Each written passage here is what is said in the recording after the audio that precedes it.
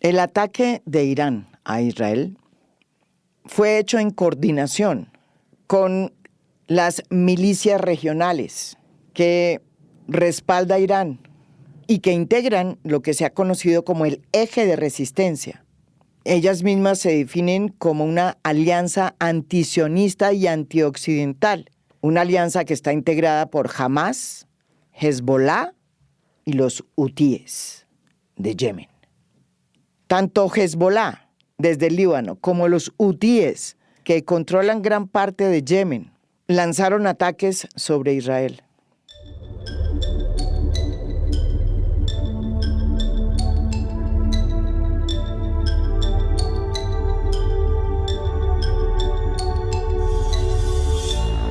Israel también tuvo su guardia pretoriana tras el ataque de Irán. Países como el Reino Unido, Francia, Jordania y varios países árabes salieron en defensa de Israel y de su espacio aéreo, por primera vez en este viejo conflicto del Medio Oriente. Y aunque el mundo todavía no sabe cuál va a ser la reacción de Israel, es evidente que ese país no le va a poner atención a sus aliados que están exigiéndole que tenga calma y que no actúe de manera precipitada ni con la mente caliente. Israel is at war. We didn't want this war. It was forced upon us in the most brutal and savage way. But though Israel didn't start this war, Israel will finish it. Esta guerra se enlaza con otra guerra que vive el mundo, que es la guerra que se libra en Ucrania, tras la decisión de Rusia de entrar en ese territorio y ocuparlo. Porque no hay que olvidar que Irán es un aliado de Putin en la guerra por doblegar a Ucrania que emprendió Putin hace un tiempo.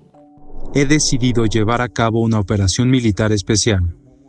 Su objetivo es proteger a las personas que han sido objeto de intimidación, genocidio por parte del régimen de Kiev durante 8 años. Y para ello, lucharemos por la desmilitarización y desnazificación de Ucrania. El mundo de hoy parece estar cada vez más cercado por la guerra.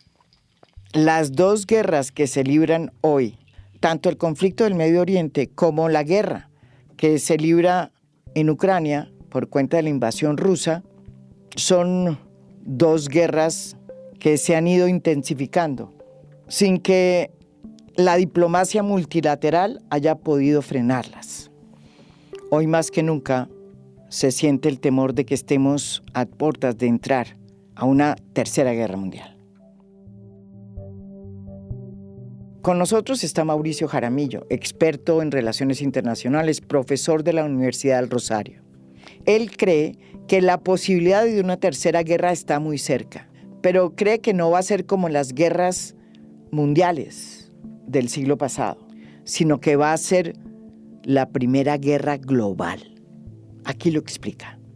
Yo creo que es cierto que existe la posibilidad de una tercera guerra, diría yo, o primera guerra global más bien, no mundial al estilo de lo que pasó en el territorio europeo en el que participaban las grandes potencias y se extendía a otras latitudes. Lo que aquí vemos es lo contrario, una guerra que empieza en regiones y va afectando el orden mundial y va involucrando a las potencias nucleares como nunca había ocurrido. A veces la gente se olvida, pero en Ucrania hay 4 potencias nucleares que están enfrentadas. Rusia de un lado y Francia, Reino Unido y Estados Unidos de otro. Es decir, ahí la posibilidad de una confrontación nuclear no debería descartarse tan de tajo pensando en que va a primar como la racionalidad o la famosa tesis de la destrucción mutua que hace que a todos les dé miedo el lanzamiento de ojivas nucleares. Y el segundo es el de Israel. Israel, aunque no lo reconozcan públicamente, tienen 350 y 300 ojivas nucleares. Uno le da mucho temor.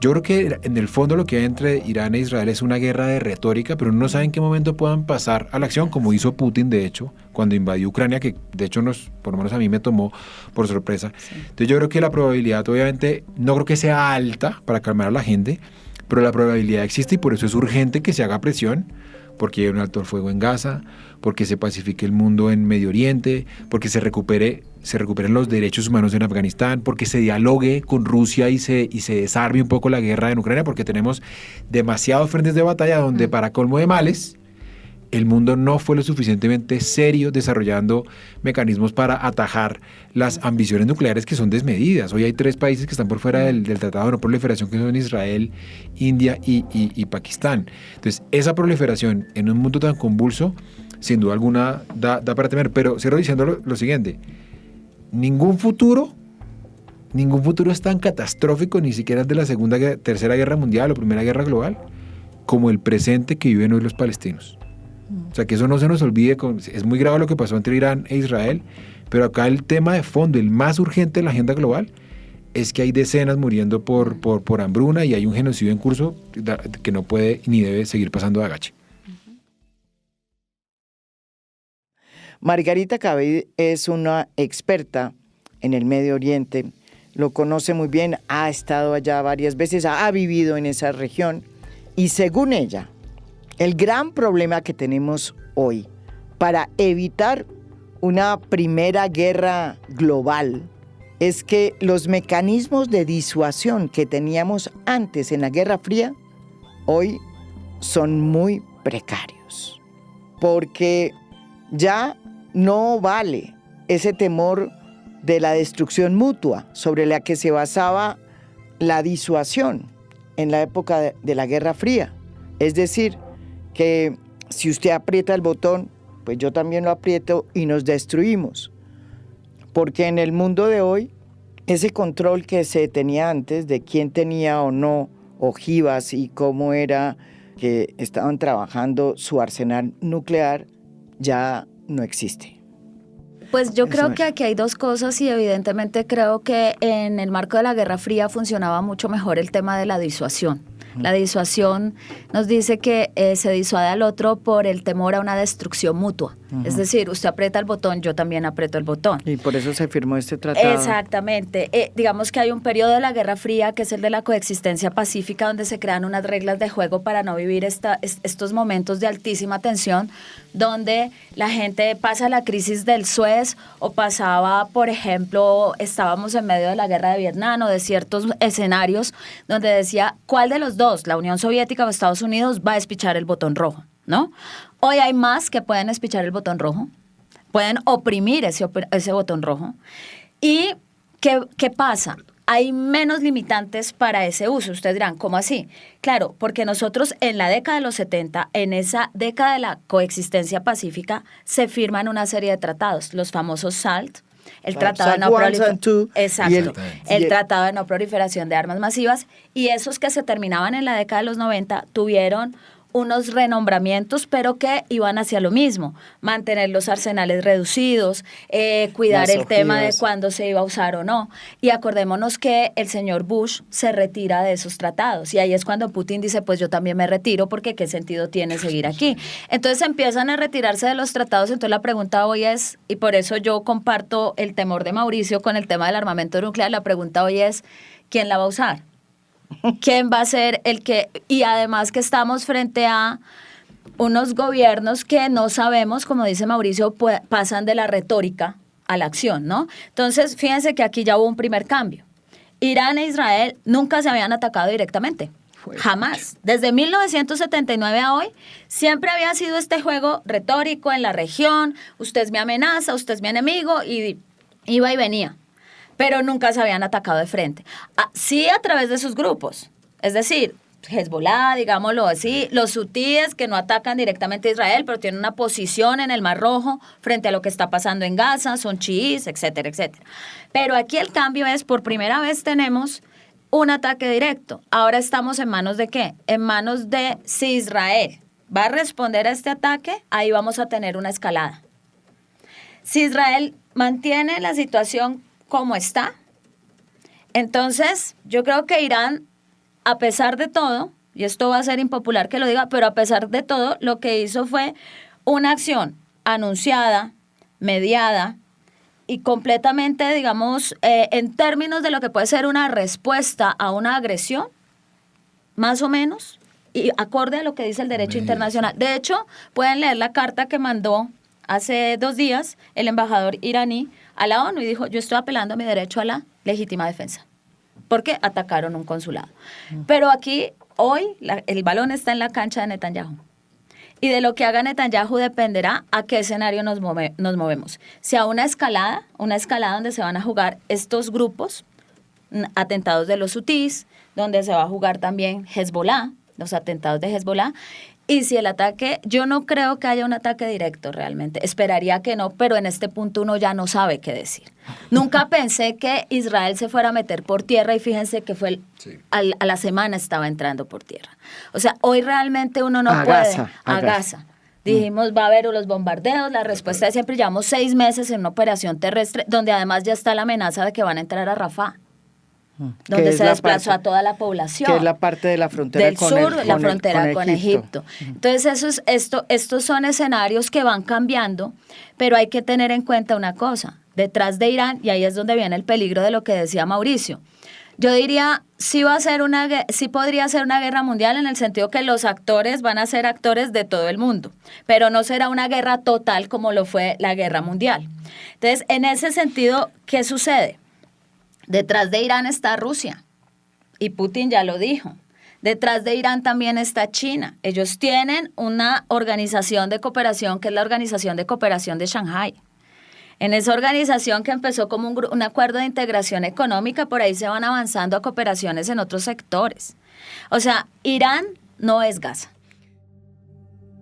Hay 2 países claves en el mundo de hoy, Rusia y China. Rusia, como ya hemos dicho, está inmersa en esta guerra con Ucrania, por doblegar a Ucrania. Una guerra que él dice que tiene que ver con el restablecimiento del poderío ruso en la región. Rusia, a su vez, es el gran aliado de Irán, hasta tal punto que Irán hace un mes le envió a Rusia 400 misiles balísticos para que los utilice en la invasión a Ucrania, una guerra que ya ha producido más de 30.000 víctimas civiles y cerca de 6 millones de refugiados. China tiene muy buenas relaciones con Irán porque es el mayor socio comercial, ya que le compra el 90% de las exportaciones de petróleo, lo que supone un salvavidas para Teherán, que tiene una situación económica muy difícil desde que fue objeto de las sanciones norteamericanas impuestas a Irán desde el 2018 por el presidente Donald Trump, cuando él decidió castigar a Irán porque no habría cumplido un acuerdo de control de armas nucleares. Aunque China no se pronunció en contra del ataque de Teherán contra Israel en días pasados, su papel en este escenario tan complicado ha resultado ser el más conciliador entre las potencias. Los chinos, como yo les decía hace un rato, para mí China es un poco el adulto de esta conversación, es el único que ha llamado a la calma, es el más mesurado de los últimos 3 o 4 años. Claro, con esto no estoy diciendo que estoy de acuerdo con lo que pasa internamente en materia de derechos humanos, que me parece deplorable, pero en términos de política internacional, si hay un actor que ha defendido el sistema de Naciones Unidas... ¿Estamos en manos de China? Sí, sin duda, pero sin duda alguna. Afortunadamente, no estamos en manos ni de Macron, ni de Sunak, probablemente en el corto plazo en manos de Trump, María Jimena, vamos a estar, de Putin. Entonces yo digo, sí, la verdad, por lo menos hay está el Partido Comunista, que es una cosa colegiada, mesurada, calmada. Insisto, no avalo lo que pasa internamente en China, pero su lectura de la política internacional es, oiga, acá hay un derecho. Es pragmática. Acá hay unos principios, acá hay una carta, acá hay un consejo, pongámonos de acuerdo, y eso nos tiene hoy más alejados de la guerra que si no estuviera China. De hecho, yo añadiría eso, fíjate que China es la que, afortunadamente digo yo en este escenario, China ya había hecho unas gestiones para alivianar las tensiones entre Arabia Saudita e Irán en esa competencia regional. Los que lo lleva a sentarse y venga, hablemos, discutamos, es China. China va ganando espacios porque claro, yo aquí también digo, apoyando lo que dice Mauricio, pero aquí hay una intencionalidad detrás de esto. ¿Y cuál es? China se está proyectando como la nueva potencia mundial, pero se está mostrando como una potencia mundial que es conciliadora, multilateralista y respetuosa del derecho internacional. Pero yo ahí tengo mis dudas. Estados Unidos lo hizo así en el 91. Esa fue la posición de Estados Unidos cuando viene la primera invasión a Irak. Y después se movió hasta esta política donde se saltaba los canales multilaterales y hacía lo que le correspondía para la consecución de sus intereses. Entonces, yo creo que China está haciendo esto, jugándose sus cartas para jugarse sus apoyos. En lo que siempre hablamos nosotros dos, el tema del sur global, el tema de un nuevo liderazgo, un nuevo bloque que va tomando un posicionamiento en el sistema internacional, unos países que se van apropiando de sus voces. Con India. Claro, la ampliación de los BRICS viene en ese mismo sentido. Entonces, China está jugándose ese papel de hermano mayor tranquilo, pero no sabemos tampoco cuándo el hermano mayor tranquilo se vuelva el... policía del mundo. Sí, o el, digo yo, guapetón de vereda, ¿no? Sí, también, porque ese tránsito lo hemos visto. Pues Estados Unidos se volvió el policía del mundo. Sí, sí. Y yo diría ni siquiera policía del mundo, el guapetón de vereda, que dice, ¿por qué? Porque yo lo digo. Sí, o sea, al final terminamos saltándonos todos los canales del derecho internacional, terminamos a veces sí, a veces no cumpliéndolo, nos saltamos el multilateralismo, a veces sí, a veces no, porque lo que prima son los objetivos fundamentales de mi Estado, mi interés nacional, por encima de todo lo demás. En este momento hay dos guerras que están entrecruzándose y que son los que nos están empujando hacia un conflicto más global, más complejo. Una es esta guerra del Medio Oriente, que tiene como base la lucha del pueblo palestino por un Estado, una promesa que ha causado una guerra y que mantiene hoy a la población palestina, no solo la que está en Gaza, sino también la que está en Cisjordania, sitiada, cercada por un gobierno israelí que sigue creyendo que es la vía de la fuerza, la solución a los problemas de seguridad de Israel. Un gobierno que además está siendo cuestionado duramente por las organizaciones sociales y por la sociedad israelí, que siente que su democracia se desvanece. Del otro lado tenemos el conflicto que surge por cuenta de la invasión de Rusia a Ucrania, que ha generado el repudio de todo Occidente, sobre todo de la Unión Europea y de Estados Unidos. Dos conflictos, dos problemas que el mundo trata muy distinto, que los medios tratan muy distinto y que los poderes tratan muy distinto.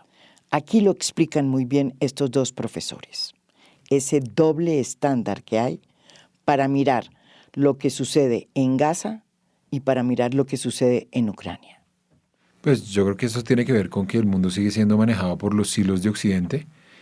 Creo que mediáticamente una cosa es que se agreda a un país de Europa, como es el caso de Ucrania, y yo creo que sigue habiendo mucha gente que cree que pues, si se mueren árabes palestinos es normal.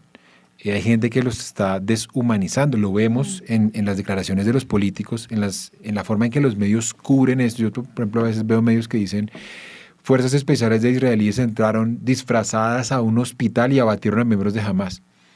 No, ahí lo que decir es que violaron el derecho internacional y mataron a un montón de inocentes. ¿Cuántos medios hegemónicos en Colombia hoy hablan de genocidio? Ninguno. Dejan eso en manos de los columnistas o cuando lo hablan entrecomillado. En cambio, en el caso de Ucrania hubo una respuesta que el caso de Ucrania está bien, ¿no? Eso hay que decirlo, está bien que se denuncie. Es que fue una invasión. Y esto para mí es lo más grave. Este para mí es el genocidio más grave de la historia porque nunca antes el establecimiento había estado del lado del genocida. O sea, en el momento de los Tutsi, cuando se hizo el genocidio contra los Tutsi en Biafra, en la Shoah, en Darfur, siempre, claro, no se hizo nada, pero por lo menos había la idea de esto está mal.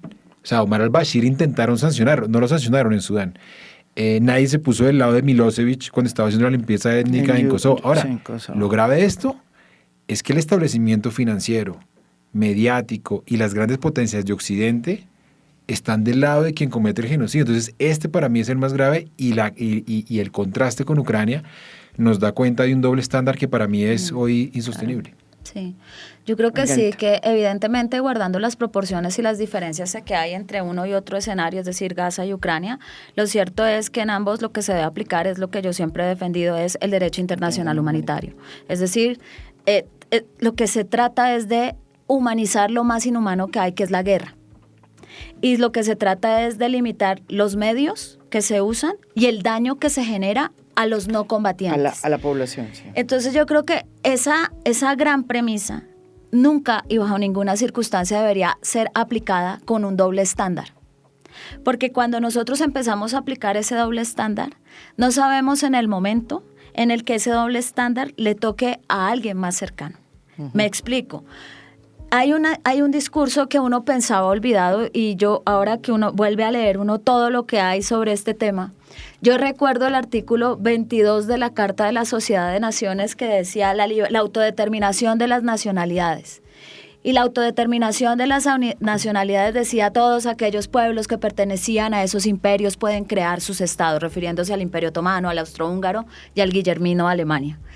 Pero hay unos pueblos que no tienen la madurez política y económica suficiente y entonces necesitan que nosotros, los países occidentales, vamos a aceptar esa responsabilidad y se crean los mandatos, de hecho, en el Medio Oriente. Y yo creo La Primera Guerra. Sí, después de la Primera Guerra Mundial. Y yo creo que tristemente en Europa, por lo que estoy viendo ahora, nunca dejaron de pensar que efectivamente ellos tenían una inmadurez política y económica que no les permitía guiar sus destinos. Y yo a mis estudiantes de la universidad les digo, eso es tan grosero como cuando nos dicen a las mujeres, ustedes necesitan un tutor porque tienen moral dudosa y porque además son inmaduras mentalmente, entonces necesitan que alguien decida por ustedes. Y yo creo que ese doble estándar es el que se sigue aplicando hoy. En una cosa tan importante como lo que estoy diciendo. Estamos en un escenario tratando de humanizar lo más inhumano que hay, que es la guerra. Y en la guerra lo que se hace es deshumanizar al otro para poderlo matar. Básicamente es eso. Entonces se creó un derecho que además surge por una cantidad de situaciones. Es 1949 cuando salen los 4 convenios tomando elementos del siglo XIX y los 3 protocolos adicionales de 1977. Entonces uno dice, por favor, si hacemos el llamado a que se respeten los seres humanos en Ucrania, debemos hacer el mismo llamado para que se respete la vida de los seres humanos en Gaza, con un agravante. Los cogen y los bloquean donde se están muriendo de hambre. Es decir, y aquí viene el otro doble baremo, que este sí es más duro todavía. Cuando murieron 7 activistas, 7 personas extranjeras que trabajaban para una ONG y mueren en un bombardeo israelí, ahí sí Israel permite que entre más ayuda. ¿Cuál es la lección que está detrás de esto? ¿Hay unas vidas que valen más que otras? Sí, o sea, pierdo mi condición de ser humano dependiendo del lugar donde nazco. No, eso es la una hambruna, catástrofe. yo siempre digo, las definiciones son importantes. Significa que mueren 2 personas al día por hambre o una combinación de hambre y enfermedades. Eso es lo que está pasando hoy en Gaza. Y entonces no abrimos más, no hay corredores humanitarios. Matan 7 extranjeros, está bien, vamos a dejar entrar más ayuda humanitaria. Y nos equivocamos. O sea, esa doble moral nos está llevando a una situación donde lo que se pone en entredicho es el régimen internacional del derecho internacional humanitario y los derechos humanos. Y eso es muy grave. Pero Estados Unidos también ha cambiado su política de estar siempre al lado de Israel, pase lo que pase. Ha empezado a distanciarse de Netanyahu y ha dicho que no va a permitir que Israel entre a Gaza. Y ha dicho también que no se va a sumar a ningún ataque contra Irán. ¿Alguna reflexión sobre este progresivo cambio de la política de Biden hacia Israel? Sí, la cosa es que ellos ¿qué van a hacer exactamente para que Israel no lo haga? Entonces Estados Unidos ha dicho que ellos se están distanciando de la política de Israel, pero en realidad, por ejemplo, Irán atacó a Israel y los gringos interceptaron los misiles. Hicieron algo inmediato. Entonces, una cosa que nos digan hoy, pues sí, invitamos a Israel a que se serene, se modere en el uso de la fuerza, pero a la larga, por ejemplo, en la última intento de resolución de un alto al fuego en el Consejo de Seguridad, lo máximo que han hecho es no Abstenerse. vetarlo, pero ni siquiera lo aprobaron. Entonces yo digamos que tengo muy poca confianza en la presión que pueda ejercer Estados Unidos sobre Israel. Sí, evidentemente yo creo que hay una relación Mejor China. histórica y unos intereses y muchas cuestiones que juegan un papel sin darle toda la relevancia al lobby israelí, porque mucha gente le da mucha relevancia al lobby israelí en el Senado norteamericano. Hay una relación de muchos años. Lo que pasa es que también hay una población, una opinión pública dentro de los Estados Unidos que está presionando para que, oye, mire lo que está pasando, no podemos apoyar esto. Inclusive ha habido intentos de bloquear el presupuesto para armas en Israel y una cantidad de cosas, que esos son intentos que vienen desde movimientos de la población civil. Ahora, Biden, digamos, no ha cambiado su posición en el discurso. Y en esto que decíamos, de 3 resoluciones de cese al fuego que se intentaron aprobar, ellos se abstienen de votar en la última. Naciones, sí.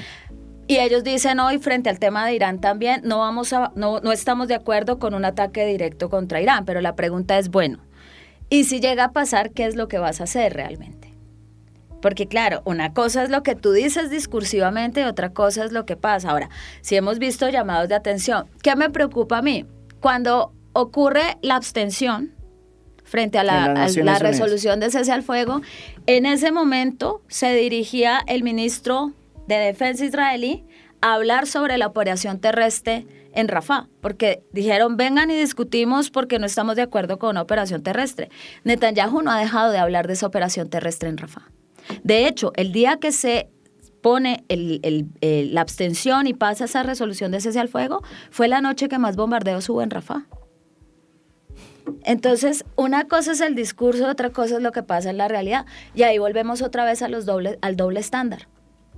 Y ese doble estándar le sirve a otros que hacen matoneo en el sistema internacional para continuar en esas posiciones, por ejemplo, para el mismo Putin. Sí, de acuerdo.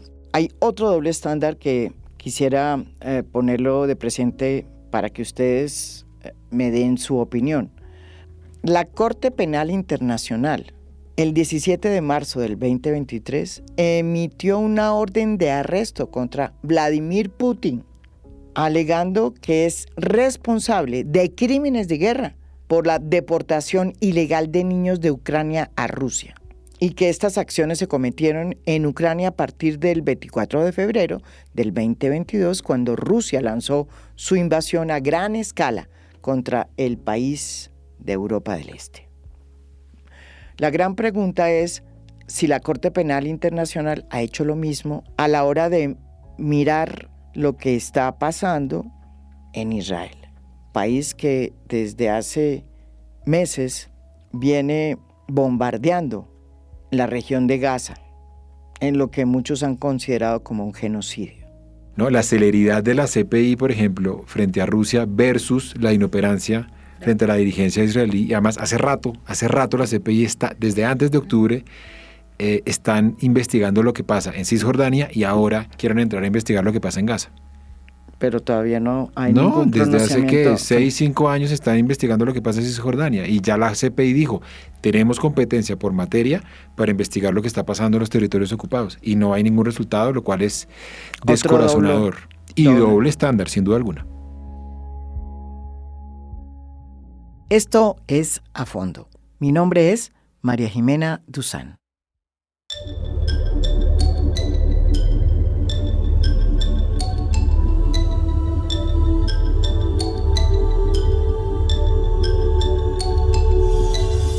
A Fondo es un podcast producido por Mafialand.